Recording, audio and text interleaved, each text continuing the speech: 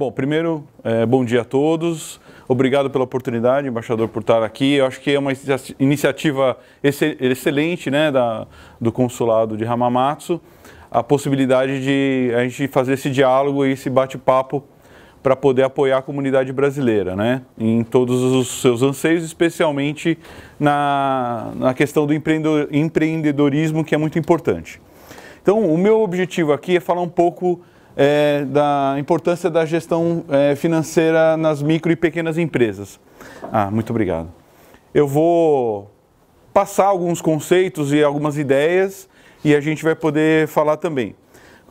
Não tenho todas, justamente por serem muitos casos diferentes, talvez eu não tenha todas as respostas, mas eu vou deixar meu e-mail no final. Depois, se tiver alguma coisa que eu não consiga responder, a gente troca e-mail e a gente busca a informação final para vocês. Primeiramente, só me permite bem rapidamente me apresentar, né? Então, como eu falei, eu sou Marcelo Assi, sou gerente geral, responsável pela operação do Banco do Brasil aqui no Japão e também numa boa parte da Ásia, né? Com exceção da China, que a gente tem uma agência lá, a gente cobre a jurisdição aqui dos países asiáticos. Me formei, estou trabalhando no banco há 34 anos, já passei por várias áreas de crédito, de comércio exterior, enfim. Não vou aqui falar do meu currículo, não é esse o objetivo. Mas acho que é importante falar também, sou formado em Ciências Contábeis pela Universidade de São Paulo, fiz pós-graduação, tenho MBA em Gestão de Riscos e especialização na FGV em Banking. Tá? Então, estou trabalhando há 34 anos no banco e hoje estou aqui para falar um pouco. Muito embora eu seja gerente do Banco do Brasil, uma coisa importante também, né? Eu não estou representando o Banco do Brasil, acho que é uma iniciativa pessoal, né? Então eu tentar separar, vai ser um pouco do que a gente vai falar aqui também, um aspecto, é separar um pouco a pessoa jurídica da pessoa física, né? Eu acho que eu trago minha bagagem do banco e tudo mais para poder compartilhar com vocês, mas isso não é uma palavra institucional do Banco do Brasil. O Banco do Brasil está aqui presente desde 1972 no Japão, procura apoiar toda a comunidade, a gente faz o possível para estar ao lado de vocês. É claro que isso é importante, acho que faz parte do papel institucional do banco estar presente aqui, né? Mas essa iniciativa, atendendo um pedido do consulado, é uma iniciativa pessoal para poder apoiar vocês, tá bom? Então, vamos lá, chega de introdução e vamos no que interessa.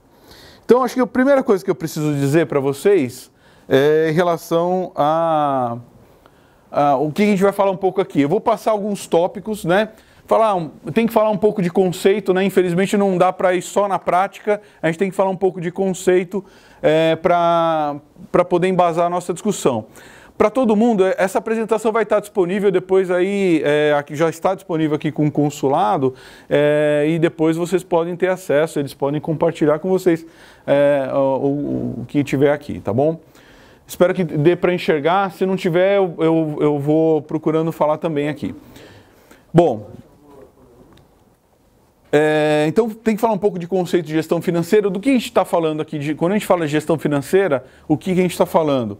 Um pouco do processo de tomada de decisão, tem que falar um pouco, não só por ser contador, mas tem que falar um pouco de princípios contábeis. Quando a gente fala em empresa, a contabilidade ela não pode ser vista simplesmente como um mecanismo para a gente pagar imposto, nada. Ela tem muita informação. A contabilidade, na verdade, é um sistema de informação.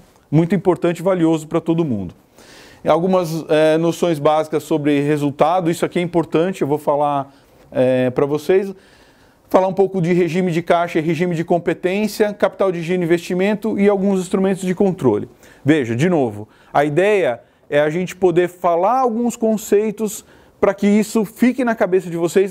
Não tenho a pretensão de esgotar cada um desses temas aqui, mas é importante que vocês saibam que eles existem e que vocês, procurem se aprofundar, depois eu vou estar à disposição em cada um desses aspectos, ok? Então vamos lá. Bom, basicamente, eu acho que a primeira coisa, bem rapidamente, do que a gente está falando quando a gente fala em gestão financeira? Na verdade, é um conjunto de ações, né, que envolve desde o planejamento, a análise, a execução e o controle de todas as atividades, né, financeiras de uma organização, de uma empresa, cujo objetivo obviamente, maximizar o resultado, mas não apenas maximizar no curto prazo, é você perenizar o teu negócio. Não adianta a gente querer falar assim, olha, eu vou ter o maior retorno, o maior ganho por um mês, e depois no mês seguinte não existe mais a empresa. Então não a visão ela tem que ser de longo prazo, a visão ela tem que ser de perenidade. Acho que essa é uma palavra importante aqui, tá?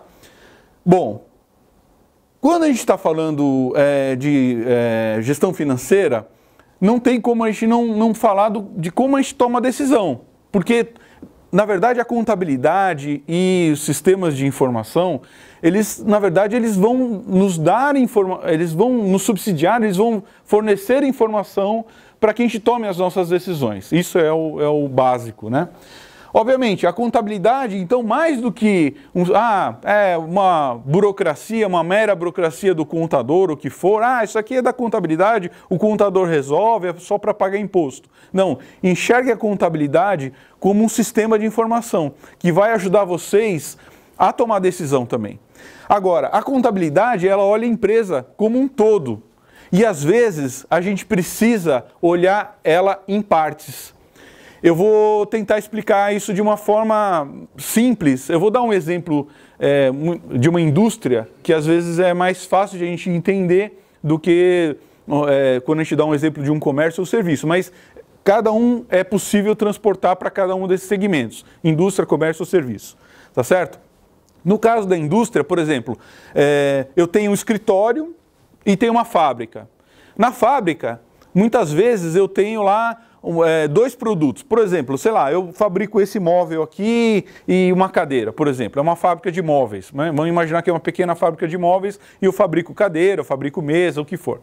Então eu tenho uma linha de produção de cadeira e tenho uma linha de produção de mesa, por exemplo. Tá certo? E eu tenho um escritório. É importante, a contabilidade ela vai olhar tudo, ela vai ver as receitas e despesas gerais da empresa. Mas é muito importante, às vezes, a gente saber, peraí, o que dá mais lucro? Será que dá lucro para mim mais fazer cadeira ou fazer a mesa? E às vezes o empresário fala, eu vou aumentar a produção de cadeira. Não, eu vou aumentar a produção de mesa. E aí, muitas vezes, toma a decisão incorreta por justamente, às vezes, desconhecer alguns desses conceitos aqui que eu vou passar, e um deles é importante para a gente ter uma ideia melhor de como direcionar. Falou, eu invisto mais numa determinada ação ou em outra? O que pode trazer mais retorno? Eu vou dar algumas informações que talvez sejam importantes para vocês, que eu acredito que são importantes para vocês. Então, a contabilidade, lembrando, ela olha como um todo só que a gente tem mecanismos gerenciais para olhar a empresa em partes, para saber se eu dou uma ênfase num determinado produto ou não, num determinado serviço ou não. Ok? Então, acho que a primeira coisa que a gente tem que falar de tudo, primeira coisa assim, é o que a gente chama na contabilidade de princípio da entidade. Por quê? Acho que o primeiro passo para vocês aqui. Aí tem que separar, principalmente no micro e pequeno negócio, aí tem que separar o que é a pessoa física da pessoa jurídica. São entidades diferentes. Então, eu não posso misturar, eu estou na minha empresa lá, eu paguei, eu recebi de um cliente, aí falou, eu tenho que pagar uma conta de luz, sei lá, de casa. Aí eu pego aquele dinheiro e já vou falou, paga a conta de luz de casa, ou paga o aluguel, ou o que for. Veja, o dinheiro em si está ali, é seu dinheiro, você é o dono da empresa. Só que se você começar a misturar o dinheiro da empresa com o seu dinheiro pessoal, já começa a dar confusão. Porque você, peraí, não, mas a empresa está pagando as contas de casa, o dinheiro que eu tinha guardado da família eu vou injetar na empresa. Então a primeira coisa é separar o que é empresa do que é pessoa física. É claro, o ideal é que a pessoa ela tenha uma remuneração, né? Mesmo o dono da empresa, a gente chama, tem um prolabore. Então, ele fala assim, olha, a empresa ela tem suas receitas, suas despesas e dá o seu resultado. Você, como o dono da empresa, você é o beneficiário de todo esse resultado dessa empresa. Mas é importante, na medida do possível, você para falar, olha, qual é a minha retirada para eu administrar essa empresa? No começo é um pouco difícil, as coisas não são simples, mas é importante a gente separar essas duas coisas, porque senão a gente vai começar a misturar o dinheiro pessoal com o dinheiro da empresa e isso pode trazer uma grande confusão, porque você nunca vai saber se a empresa está indo bem ou ela está indo mal. Porque, mas eu pago, a empresa está indo bem, porque eu pago todas as minhas, eu pago o aluguel, eu pago, eu compro, eu faço o mercado, eu pago as minhas despesas, eu compro a TV a cabo, eu troquei de carro, e aí daqui a pouco a empresa está tendo que tomar empréstimo no banco, se endividando, e você vai perdendo o controle. Então, primeiro passo, separe o que é pessoal daquilo que é a empresa. Essa é básico, é o primeiro passo. E acho que é importante trabalhar sempre num ponto de vista, que é o segundo princípio contábil que eu ia falar aqui, da continuidade. Obviamente, a gente pode fazer qualquer avaliação, como a gente está falando de um sistema de informação, o sistema de informação vai nos dar o quê? Justamente o subsídio para a nossa decisão, tá certo? Dependendo da informação que você tem e dependendo de como você age, você pode tomar uma decisão ou você pode tomar uma decisão totalmente diferente. E dependendo de como você trata, por exemplo, eu vou encerrar a empresa, a decisão é uma. Se eu falar, não, eu vou continuar a empresa e vou seguir com ela, as decisões são outras. Então, o segundo princípio a gente tem que pensar sempre na continuidade, né? Quando a gente apura resultado, a gente está apurando, tudo que produziu naquele ano só como resultado, poderia ser maior se eu simplesmente encerrasse e vendesse tudo. Sei lá, um dia a empresa ela comprou imóveis, ela tem carro, ela tem uma frota de veículos, sei lá o que for. Por exemplo, se eu quisesse apurar quanto eu já ganhei de dinheiro com aquela empresa, se eu vender tudo ou vender a empresa, eu posso apurar aquilo. Às vezes o resultado é menor num determinado ano, porque eu não estou encerrando a atividade da empresa, eu estou reconhecendo só um período, mas tem coisas que eu tenho que reconhecer só em períodos subsequentes. Eu vou falando, talvez no começo não fique tão claro, mas a gente vai falar e depois a gente vai abrir para perguntas e respostas. Mas o importante é o seguinte, a empresa ela tem uma visão anual e às vezes isso é importante você ter uma visão de continuidade, tá, ok? Então, duas coisas importantes, separar a conta de pessoa física da pessoa jurídica e ter em mente que o resultado que você vai obter, ele não pode terminar naquele ano, ele é um resultado para os anos subsequentes. Então, o que é importante aqui? Assim, começar falando um pouco sobre a avaliação de resultado. Por quê? Essa noção ela é importante para vocês. De novo, eu não vou esgotar o assunto aqui, porém, é importante vocês terem essas noções desses aspectos e depois se aprofundarem. Então, obviamente, todo mundo sabe que o resultado, a equação do resultado é receita menos gastos, vamos falar assim. Tudo é bem simples isso. Receita eu posso traduzir por quantidade versus preço, né? Eu ofereço uma determinada quantidade de serviço ou de produto a um determinado preço, eu tenho a minha receita. E em termos de gastos, obviamente, eu tenho custos e despesas. Falou, peraí, Marcelo, você já está me confundindo a cabeça. Você está falando de gasto, custo e despesa. Qual é a diferença? A primeira coisa, assim, custo e despesa, eles são gastos de uma forma geral. Agora, o custo, de uma maneira bem simples, é tudo aquilo que está atrelado o teu produto que você vai vender ou o teu serviço. A despesa, digamos assim, o custo está mais diretamente ligado a um determinado produto. Então, se eu produzo uma cadeira, então quanto eu levo de parafuso, a madeira ou o ferro ou o alumínio, enfim, tudo aquilo que vai na produção da cadeira está ligado a mais meu custo.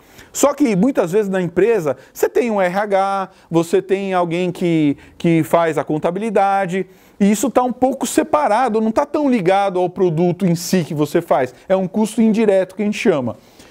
isso daí a gente pode chamar mais de despesas, né?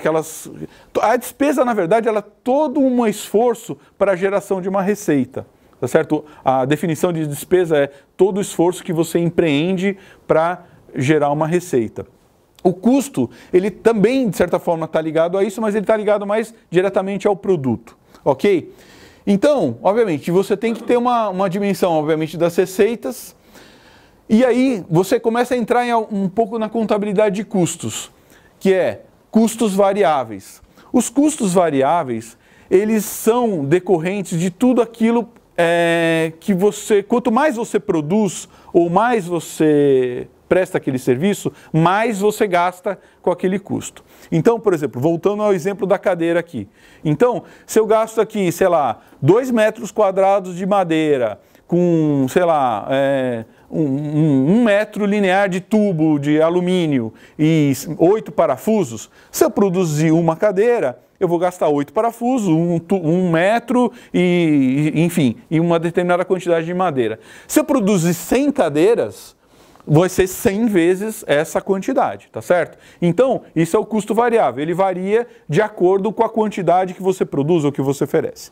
Obviamente, o custo fixo é aquele que você tem, independente se você vai produzir uma única cadeira ou se você vai produzir 100 cadeiras. Não importa se você produz uma, se você produz 100, o aluguel, por exemplo, que você tem do espaço que você vai usar para produzir, é um aluguel fixo, ele está ali.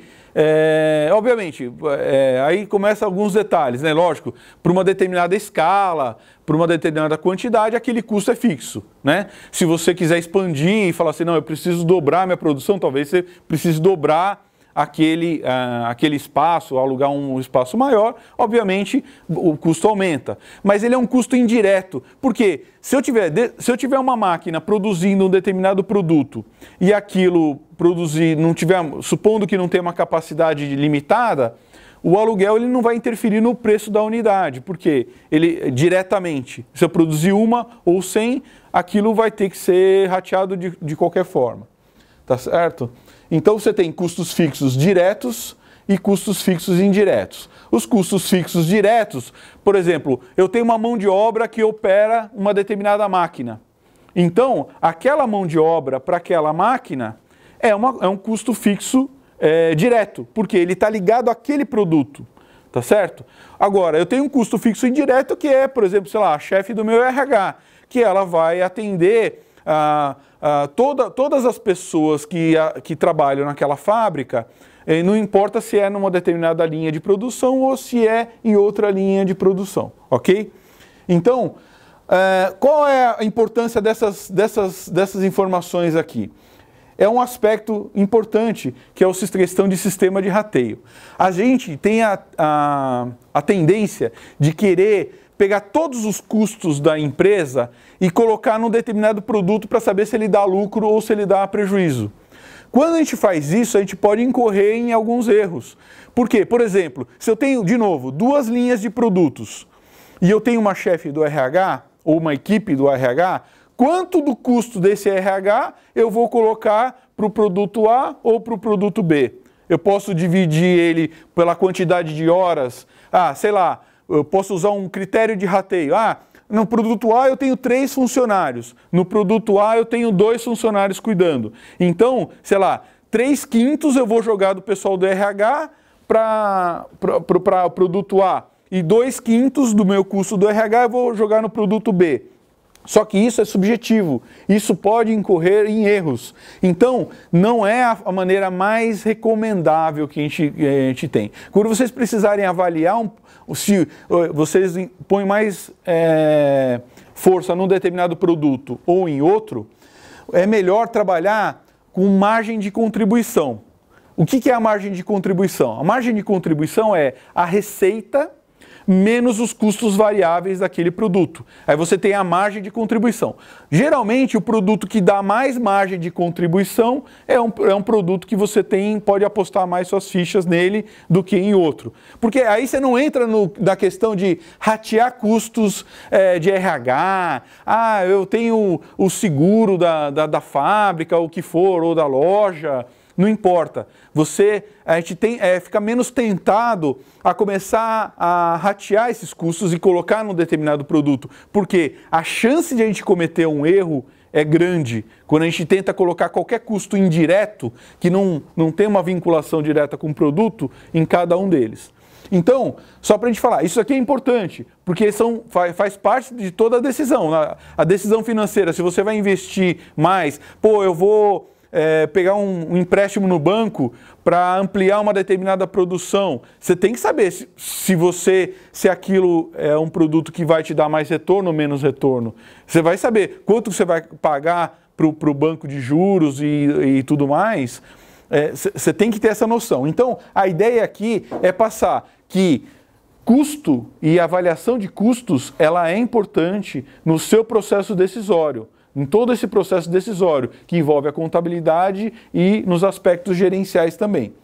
Então, aqui tem vários sistemas de rateio, o mais famoso deles é um sistema alemão, chama RKW. Só que ele rateia tudo. Então, todo custo, o menor custo que você tiver, direto ou indireto, variável ou fixo, ele rateia e tenta alocar no produto. É uma possibilidade? É uma possibilidade. Eu só quero alertar que, quanto mais você faz isso, a chance de você distorcer o benefício de uma determinada linha ou de um determinado produto é maior do que você trabalhar com margem de contribuição, tá? Ok? Então, falei aqui dos principais aspectos. Vamos para frente e aí a gente vai falar. Regime de caixa e regime de competência. Lembra daquele princípio da continuidade, né? Então, na contabilidade, a gente tem o fato gerador. Então, por exemplo, eu fiz uma venda, né? Eu vendi um determinado produto ou prestei um determinado serviço. Só que às vezes o cliente fala assim, poxa, posso te pagar em 60 dias?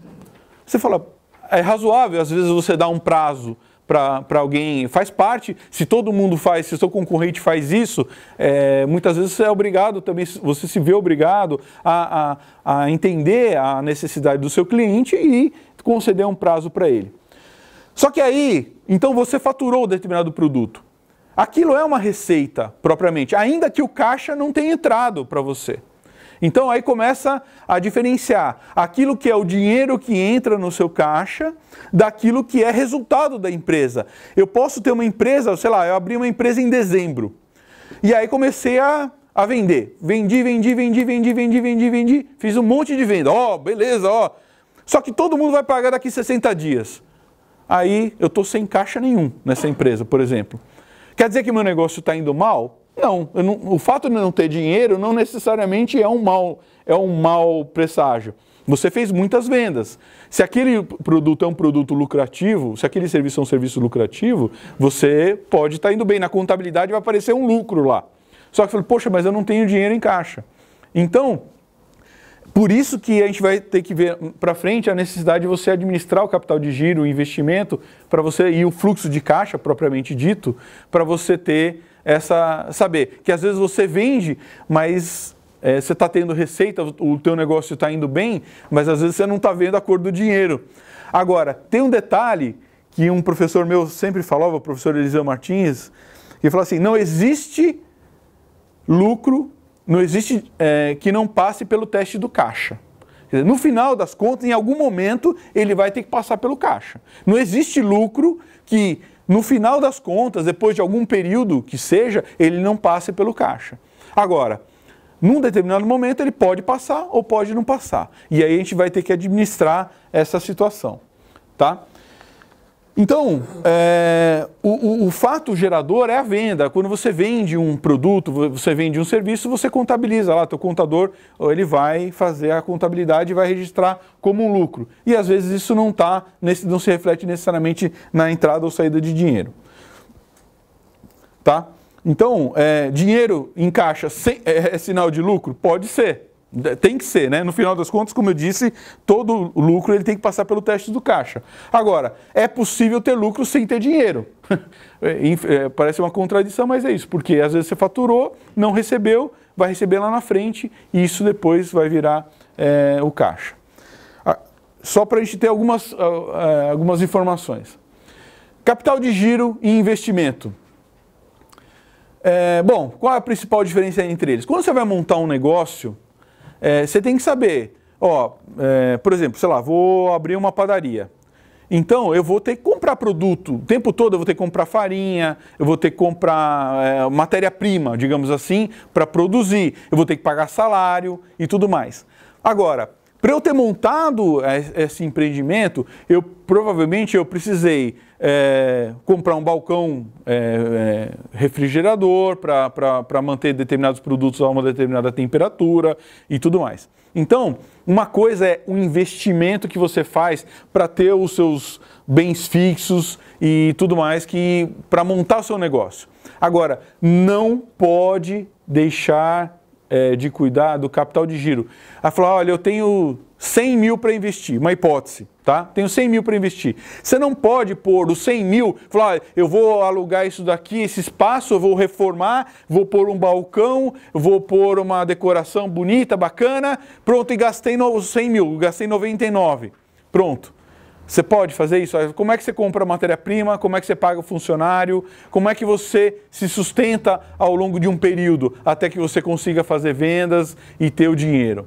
Então, é importante para todo investimento separar uma quantidade de capital de giro que você tem que prever 2, 3 meses na frente. Falar, olha, eu vou ter que pagar salário, eu vou ter que pagar matéria-prima, eu vou ter que pagar imposto, eu vou ter que pagar uma série de aspectos que a atividade vai me cobrir, mas ela vai cobrir ao longo do tempo, até porque às vezes você tem que dar o prazo para o seu cliente, né? Lembra? A questão é, você tem o lucro, mas o cliente vai te dar o dinheiro lá na frente. Então, você precisa ter uma reserva antes de capital de giro para fazer frente a uma situação que, olha, eu dei prazo para o meu cliente e não recebi ainda. Então, mas as minhas obrigações, elas continuam existindo aqui. Eu preciso pagar o fornecedor, eu preciso pagar a matéria-prima, eu preciso pagar os impostos. Tá certo? Então, não esqueçam do capital de giro. Uma coisa é o dinheiro que vocês vão separar para quem vai abrir ainda um negócio, o investimento. Outra coisa é o que vocês precisam para manter a atividade girando. O que acontece quando você inverte? Às vezes a empresa está indo tão bem, sobra dinheiro, eu vou pegar esse dinheiro que está sobrando aqui, vou comprar mais um balcão, ou eu vou comprar vou montar mais uma linha de produção, se for numa fábrica. Você está pegando o dinheiro da tua atividade, da compra e venda, e investindo. Pode fazer isso? É crime fazer isso? Não, não é crime. O dinheiro é seu, você investe da melhor forma. Agora, tem que tomar muito cuidado com isso. Por quê? Na hora que você tira o dinheiro das vendas que você faz, que você precisa comprar matéria-prima, que você precisa pagar funcionário, que você precisa pagar imposto, e coloca isso no investimento, você tem que saber que aquele investimento ele vai dar um retorno num prazo maior, ou X, vai dar algum tempo depois, e aquele dinheiro ele pode fazer falta. E aí o que a pessoa faz? Vai no banco e pega um capital de giro no banco para cobrir a folha de pagamento daquele mês. Só que o capital de giro, às vezes, ele é mais caro do que uma linha de investimento. Então, para o empresário, falou, poxa, é mais fácil, se eu tenho que investir, busca uma linha adequada no banco. Eu falei assim, olha, eu vou investir, então eu vou buscar uma linha de financiamento, não uma linha de capital de giro. Por quê? Você vai pegar aquele dinheiro e o banco vai te dar um prazo grande para você pagar e que vai coincidir com aquele seu investimento lá. O retorno para você em relação àquele gasto, ele vai ser coerente com o prazo que você tem para pagar para o banco. Tá certo? Se você vai montar uma nova linha de produção, aqueles produtos vão ser produzidos, vão ser vendidos e o dinheiro ali vai pagar aquele investimento. Se você tira o dinheiro do capital de giro e põe no investimento, pode ser que você tenha que buscar no banco e falar, preciso de um capital de giro. É problema? Pode ser. Dependendo dos juros que você paga no capital de giro, os juros é uma despesa financeira que consome teu resultado. Então você tem que ter em mente, a melhor coisa é pagar menos juros possível para o banco. Essa é a realidade, né? Então é administrar isso. Então, é importante esse conceito. Cuidado quando você vai tomar, saiba separar a decisão de investimento e a decisão de giro. Aquilo que para você poder investir. ok? Bom, instrumentos de controle, aqui, obviamente, todas as informações contábeis, elas são informações, né? Agora, existem custos e orçamento, como a gente falou aqui atrás, que você pode projetar. É importante você planejar, né? E também fazer sua projeção e controle do fluxo de caixa. Isso daqui, ela pode ser tanto contábil quanto gerencial. Por que essa diferença, né? Mas qual a diferença do contábil para o gerencial? Como eu falei, a contabilidade, ela olha como um todo. E às vezes você precisa olhar, tomar determinadas ações em parte. Você não está decidindo se você vai continuar ou você vai fechar a empresa. Você está decidindo se você faz mais de uma determinada atividade ou menos da outra. E aí, assim, obviamente, quando a empresa ela cresce, existem mais controles. Agora, para uma micro e pequena empresa, uma planilha Excel é fundamental. Minimamente, uma planilha Excel é o básico que cada um de vocês precisa ter para fazer esses controles de fluxo de caixa e eventualmente apurar a margem de produtos e ter uma dimensão um pouco melhor da sua contabilidade. Ok? Sim, obviamente tem que ter um contador para poder fazer todas essas atividades, porém é importante que você, como gestor da empresa, tenha minimamente uma planilha Excel para você poder apurar aí os seus resultados. Aqui é um exemplo, né, de um fluxo de caixa simples. Então, né, aqui no Excel, inclusive, dá para você colocar a fórmula, aí você vai somando e deduzindo, inserir linhas. É simples, isso daqui não é nada demais, né? Então, você vai pôr lá as suas receitas, as suas entradas e as suas saídas. Isso é muito parecido com um planejamento financeiro pessoal de cada um, só que a gente vai fazer isso para a empresa. Então, quanto que eu tinha de saldo anterior, o que eu vendi no período, se eu tinha dinheiro aplicado no banco, quanto eu recebi de juros e os meus pagamentos, né? Quanto eu paguei para um fornecedor, quanto que eu paguei de salário, quanto que eu paguei de imposto, se eu paguei juros ou não e outras despesas e o saldo no final do período. Veja, isso daqui não é lucro. Então, o importante, dinheiro, volta naqueles conceitos que eu falei lá. O dinheiro em caixa não necessariamente é lucro. Ele vai ser lucro depois de um determinado período, quando a gente olhar um período, um ano inteiro, que você queira apurar, enfim, ou um semestre, dependendo da forma como você apurar. Agora, cuidado, quando você fala, mas eu estou com dinheiro em caixa, então o negócio está indo bem. Cuidado, porque às vezes você está consumindo reserva, você pode ter uma pequena margem negativa num determinado produto e achar que, quanto mais eu vendo esse produto, às vezes mais você está criando um problema para você no futuro. Se é um produto que tem uma margem negativa, eventualmente, ou uma margem muito pequena, você vai empreender um esforço hercúleo para você poder vender mais e aquilo não necessariamente vai te trazer um caixa e falar, eu vendi o produto a 100. X, beleza, entrou o caixa. Eu vendi 1000 unidades, entrou todo o dinheiro na mão. Aí entrou no caixa e falou, puxa, tô bem. Só que se você não tiver o conceito de se aquilo tem uma margem boa, se não tem, que são os conceitos anteriores, você acaba de alguma forma tomando uma decisão errada e se iludindo com uma determinada posição. Então, assim, desculpa falar tanta coisa assim, muita informação de uma vez só, num período curto, mas como eu disse, a ideia não é a gente sair aqui PhD em cada um desses itens. A ideia é assim, olha, são itens de atenção que vocês precisam ter. Então, assim, vocês têm que cuidar de separar as contas, de cuidar dos controles, do fluxo de caixa, saber diferenciar capital de giro de investimento, saber controlar se o produto dá lucro ou não dá lucro, entendeu? Isso é importante. Então, os passos seguintes, depois, no dia a dia, você vai olhar para o teu negócio e vai falar assim, aquele conceito que o Marcelo falou agora, eu preciso me aprofundar um pouco mais aqui e entender melhor se eu estou avaliando adequadamente essa linha ou não, se eu estou indo bem ou não com um determinado produto. Bom, eu deixo aqui, a ideia era falar rapidamente em meia hora, acho que eu consegui mais ou menos. e deixar um espaço para a gente abrir para perguntas e respostas. Aquilo que eu souber responder, eu respondo. Aquilo que eu não souber, eu pesquiso. Eu deixei meu e-mail pessoal aí, falando daquela parte do separar da pessoa física da pessoa jurídica, né? Institucionalmente eu sou gerente do Banco do Brasil, mas como eu falei, eu estou aqui pessoalmente, então eu deixo meu e-mail pessoal aqui, caso alguém queira um dia escrever, tenha uma dúvida, eu posso, na medida do possível, tentar auxiliá-los aí, tá bom? Então, são pequenas coisas, pequenos conceitos relativamente simples e básicos, mas que vocês só vão se dar conta no dia a dia da sua operação. Quem já tiver um negócio talvez já tenha uma dimensão melhor do que eu estou falando aqui. Quem vai abrir ainda vai enfrentar isso no dia a dia. E aí talvez vocês se lembrem do que eu estou falando aqui.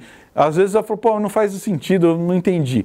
Espera, a hora que você tiver com o teu negócio rodando e lembrar dessa apresentação aqui, você vai perceber que fala, puxa, é verdade, tem alguns aspectos que eu tenho que controlar aqui. Às vezes uma coisa parece que é boa, dá dinheiro, mas não está me dando lucro. Às vezes um produto, não é porque ele custa mais caro que ele te dá mais lucro. Você tem que saber qual é o esforço que você está empreendendo nele para gerar aquele valor de receita, né? Às vezes você vende um negócio a 100 que te custa 95. E às vezes você vende uma coisa a 50 que te custa 30. Então é melhor às vezes você investir num produto ou num serviço que você vai vender a 50 e que vai custar 30 porque vai te dar uma margem de contribuição de 20, do que o produto que você vai vender a 100, mas o teu custo para vender esse produto é 95 e vai te dar uma margem de contribuição de 5. Você está entendendo onde eu quero chegar? Então, tudo isso são coisas que vocês vão vivenciar aí no dia a dia. Então, eu fico aqui à disposição para vocês me perguntarem se tiver alguma dúvida ou alguma coisa e, obviamente, eu fico à disposição através do meu e-mail pessoal. Pois não? Uma pergunta. Tendo os custos de um produto, né, tem algum tipo de equação, um cálculo para a gente saber o valor que a gente pode vender ele? Sim. Para ter um valor justo, né? Ah, sim. Você pode fazer a conta de trás para frente, né? Então, por exemplo, no planejamento financeiro, se você está... Isso acontece muito quando você inova, né? Então, por exemplo, sei lá, um dia alguém falou, pô, tem um produto aqui que não tem no mercado nenhum. Como é que eu vou pôr, que preço que eu ponho nesse produto?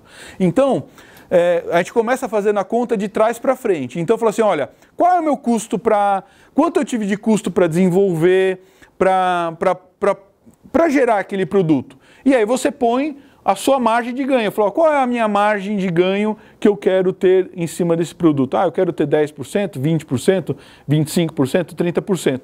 Então, na verdade, você faz uma conta ao contrário e vai somando os teus custos, todo aquilo que você empreendeu, e aí você chega numa margem, você põe uma margem e você chega num preço. Tem que tomar um cuidado, porque, de novo, cuidado com o rateio. Tem custo fixo indireto que você vai ter que diluir ao longo do tempo. Falou, qual é a expectativa, o ciclo de vida desse produto? Tem produto que vai ter um ciclo de vida mais curto. Então você vai ter que pensar que o custo aquele custo indireto que a gente não colocou no produto, ele vai ter que ser diluído por um período de tempo.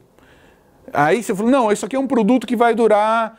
Pensa num carro, né? Vamos imaginar numa montadora.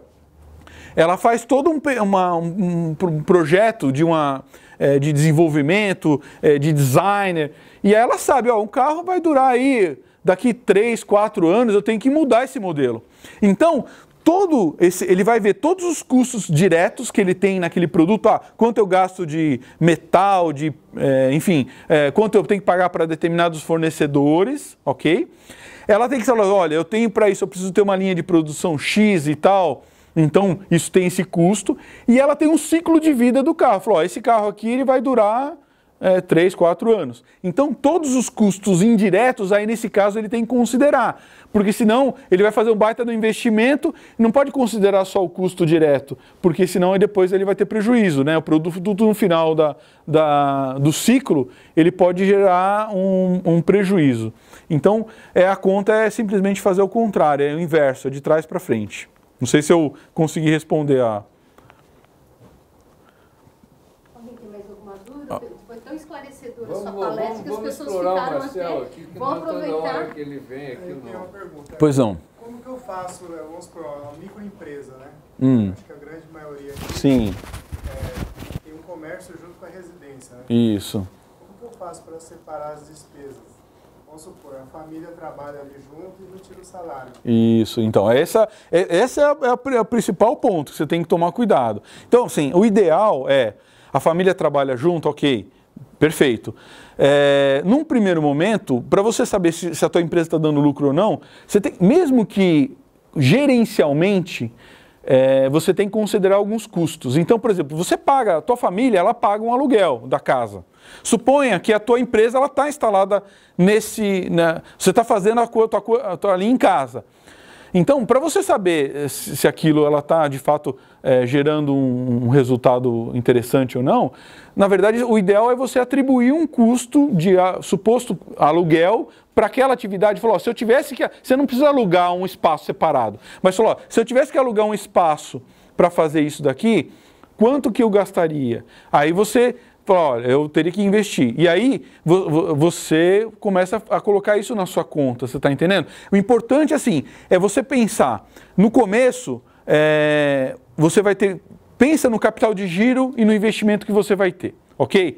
Vai sobrar um dinheiro. Você não pode nunca usar esse dinheiro... não é que não pode nunca, eu vou tomar um cuidado com o que eu vou dizer aqui. Você deve evitar ao máximo... pegar esse dinheiro que você vai ter que comprar mais matéria-prima e falar, às vezes não tem como, né? Você, vou ter que pagar o aluguel.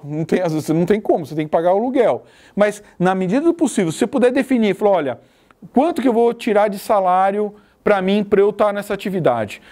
Mesmo que seja só gerencial, de novo, num aspecto gerencial. Fala, olha, eu vou tirar X. Ok, então considera isso em toda a sua atividade para você falar, olha, aqui eu teria um aluguel de X, eu teria que ter um salário de Y, beleza, isso aqui é o meu salário. Dali, você paga as suas contas de casa, você separa. Fala, olha, o teu salário, o hipotético, o teu prolabore, o teu salário da tua empresa, você usa para honrar as suas atividades em casa, seu aluguel, a escola dos filhos, o que for, o táxi que você vai pegar para um aspecto, o teu lazer, enfim, o restaurante, o que você for fazer, você procura separar. E tenta, mesmo que seja numa planilha Excel, separar ao máximo tudo que é custo e receita da empresa. Então, mesmo que você tenha que, em alguns momentos, falar assim, olha, eu vou ter que estimar, olha, o custo do aluguel é o custo do aluguel da família, você vai ter ele de qualquer jeito. Você não precisa necessariamente imputar isso para a tua empresa, senão você vai... Mas no começo, é importante se você puder ter uma ideia para saber, olha, eu preciso ajustar meu preço. Fala assim, supondo, né, pô, você está num negócio que não vai pagar nem o teu aluguel, nem a tua alimentação e nem nada, e você ainda vai ter que tirar dinheiro da tua economia para colocar no negócio, tem alguma coisa errada. A ideia é, quando você separa as informações, você começa a ter uma clareza maior se você tem que pegar a tua poupança e investir mais naquilo, ou você fala, opa, melhor parar e melhor fazer outra coisa, porque isso não vai dar o dinheiro suficiente para eu pagar minhas contas e me manter, eu vou estar gastando a minha poupança ao invés de ter um retorno e um benefício daquele negócio. Não sei se eu consegui explicar. Pois não. Mas assim, em gestão financeira, quando que é a hora certa de você parar? Porque quando a gente monta a empresa, a gente está com um sonho ali, né? Isso. Então, quando que é a hora de você ou realmente dar um outro investimento ou você parar? Então, aí para isso você tem que ter, por isso que é importante você ter essa dimensão de custo, de margem, porque se você sabe que você está vendendo um produto, ele tem uma saída boa, mas eventualmente ele tem uma margem negativa, você está recebendo dinheiro, mas na prática aquilo não você está recebendo menos dinheiro do que você investiu, tá certo? Você pôs, sei lá, 1.000, e no final você começa a vender, você vai vender, vai vender, vai vender. No final de tudo, na hora que você vendeu tudo aquilo que você tinha para vender, você vai receber 900. Eu falei, peraí, então eu investi 1.000 para pegar 900? Isso não vale a pena. Então, quando você tem mais claro quais são os custos envolvidos na produção ou na prestação do serviço, se você consegue alocar direitinho, te dá uma clareza maior, falou, opa, eu posso investir nisso daqui, que isso aqui dá um resultado. Ou pode até não dar o resultado que você projetou lá atrás. Falou, não, eu quero ter lá no futuro, eu quero ter um ganho X. Às vezes você tem que ajustar essa margem ao longo do tempo. Mas o importante é o seguinte, se você olha o ciclo, o que você investiu e quanto tempo esse investimento ele vai te dar um retorno. Então, por exemplo, assim, vamos imaginar o seguinte, sei lá, você fez um investimento de 1.000, não importa. E você vai comprar matéria-prima. Vamos imaginar que você está começando em casa, não tem investimento em pesado, você já vai usar sei lá, se tiver que refrigerar, você já tem o equipamento lá. Você vai comprar matéria-prima. Se você, ao comprar aquela matéria-prima e pensar em todos os impostos que você tem que pagar, o que for, você gastou 1.000 e depois dividido pela quantidade de vezes que você vai vender, falar, eu vou vender esses 1.000 aqui em, sei lá, são 100 produtos, são 100 unidades que eu vou vender. Se ao final dessa venda das 100 unidades você não tiver uma margem suficiente para cobrir aquele investimento de 1.000 e mais outros gastos que você teria ao montar uma empresa, né? Os gastos hipotéticos, do que seria um aluguel, o que seria Aí você fala, não está dando dinheiro. Porque às vezes a gente tem a gente cai numa armadilha que é olhar só o custo variável. Então, por exemplo, assim, eu olho quanto, sei lá, tem um restaurante. Fala assim, pô, eu vou fazer um prato aqui. Eu comprei o arroz a X, eu comprei o bife a tanto, eu comprei a salada a tanto. A hora que você põe aquilo você fala, eu vou vender tantos pratos a X. Fala, a hora que você soma a quantidade de refeições que você pode servir, você fala, pô, dá mais do que o dinheiro que eu comprei de matéria-prima, então está dando lucro. Beleza. Não é bem isso, ele está dando margem de contribuição. Lembra do conceito? Aquele produto, ele te dá margem de contribuição, ele não te dá lucro. Ele te dá... Aí você tem que ver, mas eu tive que gastar com aluguel, eu tive que pagar funcionário, eu tive que pagar imposto, e aí que você vai ver se ele realmente te dá lucro ou não. Porque se você só considerar a matéria-prima, falar, eu gastei tanto de matéria-prima e recebi mais do que eu gastei de matéria-prima.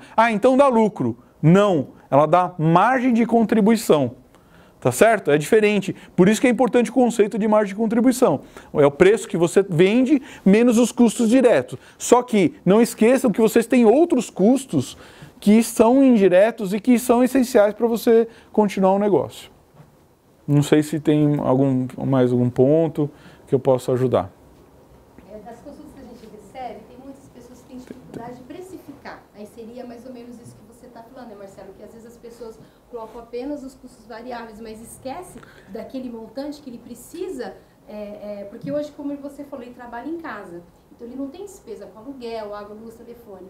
Mas a pessoa já tem que imputar, imaginar esses valores, porque isso. Aquilo ali. Para a declaração de imposto, geralmente a gente faz assim, a pessoa que trabalha em casa, numa casa que tem 4 cômodos. Um cômodo ele utiliza para o negócio dele. Isso. Então ele vai dividir, se o aluguel dele é 50 mil, ele divide por 4. Dividir por 4, isso, e atribui aquele... Falou, esse espaço aqui eu estou usando para a empresa. Ainda que seja um aluguel que você vai continuar pagando de qualquer forma, como despesa da família, você atribui você divide aquele aluguel, por exemplo, como a Vanessa falou, por 4 e fala, eu vou atribuir esse aluguel, esse pedaço do aluguel para o meu negócio, para saber se ele está gerando lucro ou não. É isso aí. Sim.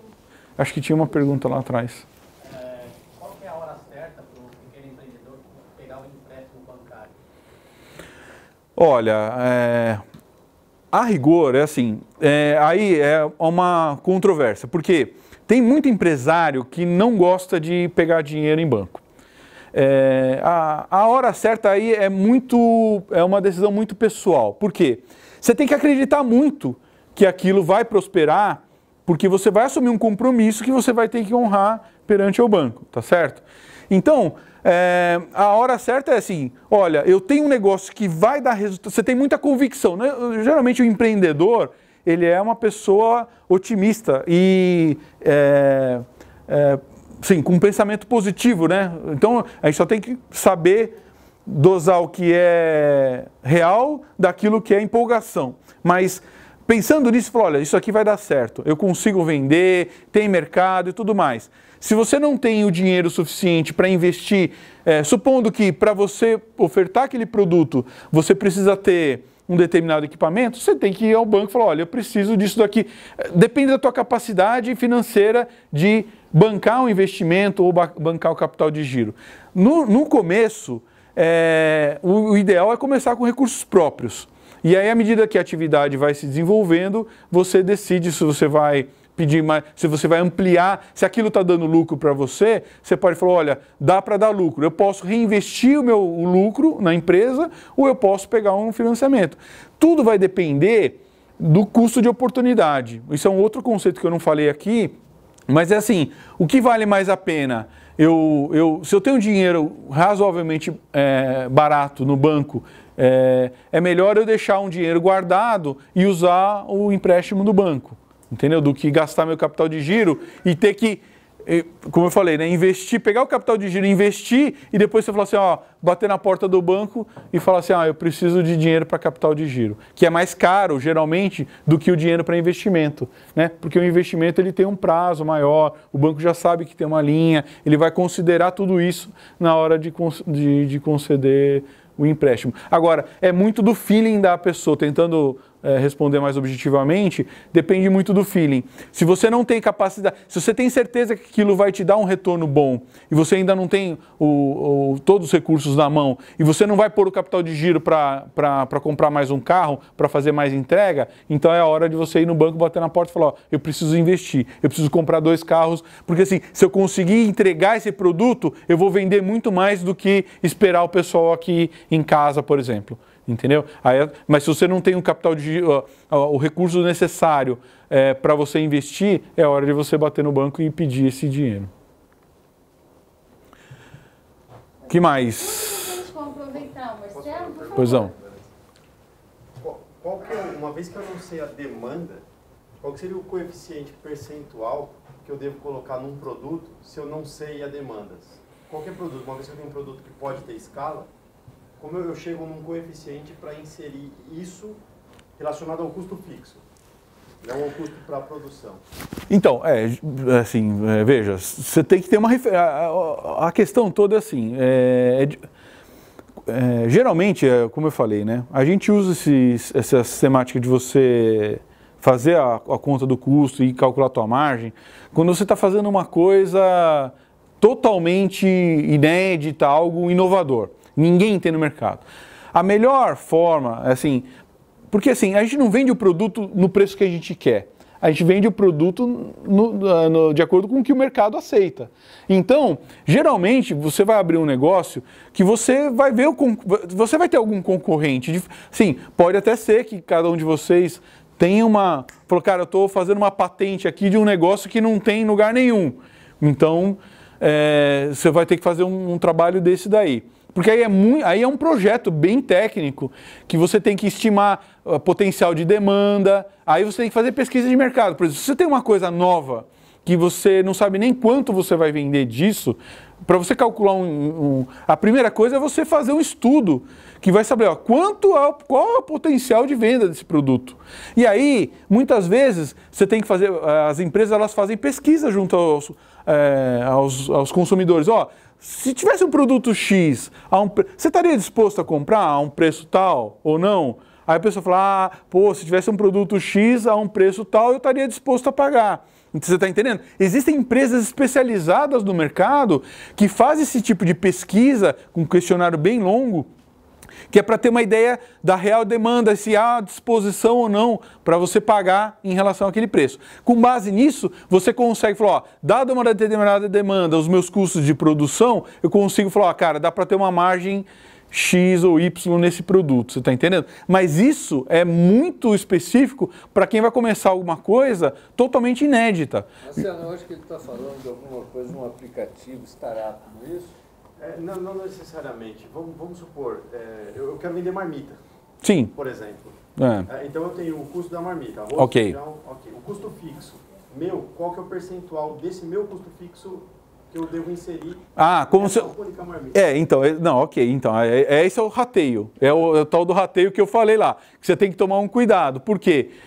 você fala assim, ó, na verdade é assim, vamos pensar o seguinte, você vai fazer uma marmita, vou pegar esse teu exemplo. Então vamos pensar aqui, o teu custo fixo é 100 de aluguel, tá certo? Ok?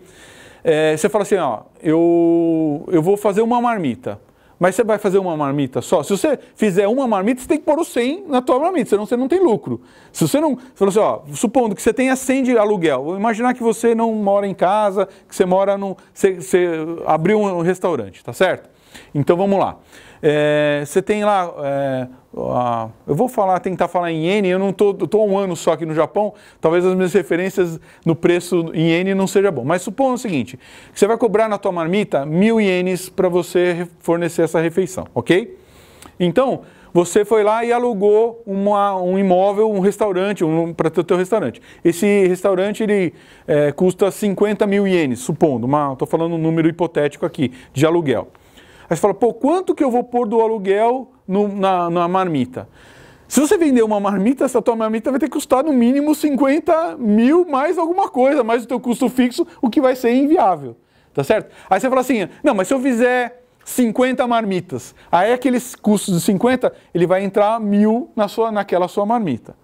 Tá certo? Então, falou assim, olha, aí você está no zero, sem o material. Então, na verdade, você tem que falar assim, olha, se eu tenho um custo de 50 de fixo e eu vou fazer uma marmita para vender e o preço dela final para vender é 1.000, eu tenho que fazer no mínimo 200.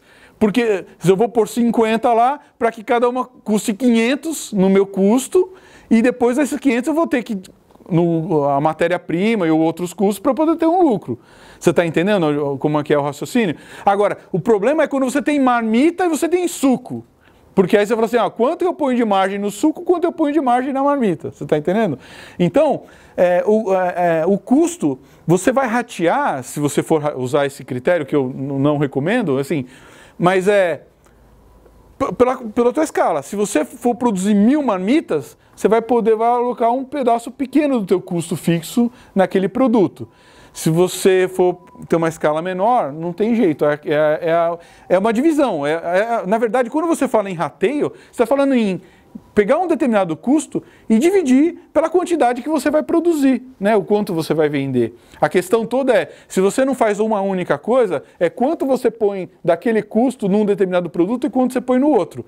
Por isso que é muito fácil incorrer no erro. Então, não é melhor. É melhor você pegar, se você vende marmita e suco de laranja, por exemplo, é melhor falar assim, ó, quanto eu gasto no suco de laranja? Por quanto eu vendo no suco de laranja? Eu vendo por 200 ienes um suco de laranja. E quanto eu tenho que comprar de laranja para fazer isso daqui? Eu gasto 50 ienes de laranja. Então, o meu suco de laranja ele dá uma margem de 150 ienes, ok? Eu faço uma marmita a 600 ienes. Só que, pô, o arroz, o feijão, a carne, dá 500 ienes. Então, minha margem é 100. Então, por mais que você venda a 600, às vezes você tem uma margem de 100. E às vezes você tem um produto que você vende a 200, mas como o custo variável é 50, você tem uma margem de 150. Então, a margem, quando você põe o preço menos os custos variáveis, te dá uma referência um pouco melhor para você trabalhar, você saber, isso é mais rentável do que isso daqui, entendeu? Para você escolher, falar, é melhor pôr mais força, fazer uma promoção X ou Y de acordo com o produto. Agora, o custo fixo, ele existe. Não importa se você vai produzir você vai vender uma marmita, se você vai vender 1.000 marmitas. A questão toda você vai ter que alocar, não vai ter jeito, né? Aí na composição do preço você vai ter que considerar, falar, eu vou ter que ter uma expectativa, eu espero vender 5.000 marmitas. Então você fala, então para eu vender 5.000 marmitas, eu tenho um custo fixo de 50, eu vou diluir esses 50 nas 5.000 marmitas que eu pretendo vender e isso vai compor o meu custo do preço. Aí você vai somando os outros custos, mais a sua margem, e aí você chega no preço do produto, que foi a primeira pergunta que eu tive lá. Os teus custos fixos somados, mais os custos variáveis, mais a sua margem, vai te dar o preço final. Não sei se eu consegui ser claro aí. Torcer para vender bastante. Isso, exatamente. Quanto mais. Tem uma coisa engraçada, quando a gente estuda custo, é assim: o custo variável, ele acaba sendo. O custo variável ele é fixo por produto. Quer dizer, você percebe? Se eu gasto 8 parafusos para fazer uma cadeira, esses 8 parafusos eles não vão mudar. Se eu fizer 2 cadeiras, para cada cadeira que eu faço, ele vai ser sempre 8 parafusos. Então, eu não vou fazer uma cadeira com 10 parafusos, vou gastar 8. Então, para cada cadeira que eu faço, é sempre 8 parafusos. Ele vai variar assim. Se eu fizer uma cadeira, eu vou gastar 8. Se eu fizer 2. Agora, o custo fixo, ele, de certa forma, eu vou falar uma coisa, ele é variável em função da quantidade. Por quê? Ele é um custo fixo. Só que você produz um, então você tem que pôr todo aquele custo fixo em um único produto. Se você produzir 2, todo aquele custo fixo você divide por 2. Então ele caiu pela metade. O custo fixo ele variou em função da quantidade de produtos que você vai vender. Entendeu? Se você produzir 10, você vai dividir aquele custo fixo por 10. Você está entendendo? Então, a questão é, você tem que estimar adequadamente quanto você vai poder vender daquele produto para saber quanto você vai alocar de custo e para compor a tua margem e o teu preço final. Que mais? Mais algum ponto? Tem mais alguma dúvida que gostaria de aproveitar o Marcelo aqui, né, Marcelo? Estou à disposição. Não, e estou à disposição no e-mail. Como eu falei também, enfim, se tiver alguma coisa que eu possa ajudar, estou à disposição. Eu acho que é bacana a gente poder incentivar e... Sim. E então, meus parabéns, desejo sucesso para vocês, muito sucesso. Gambatê, né? Gambatê, gambari machô, né? A gente tem que lutar, batalhar, acho que tem que correr atrás dos objetivos, dos sonhos. Eu acho que vocês estão certos e mais importante assim, saibam dividir o planejamento, a execução da emoção, entendeu? Falou, poxa, mas está dando dinheiro. Cuidado, avalie adequadamente. Se precisar de uma ajuda, eu estou à disposição, tá bom? Muito obrigado a todos aí.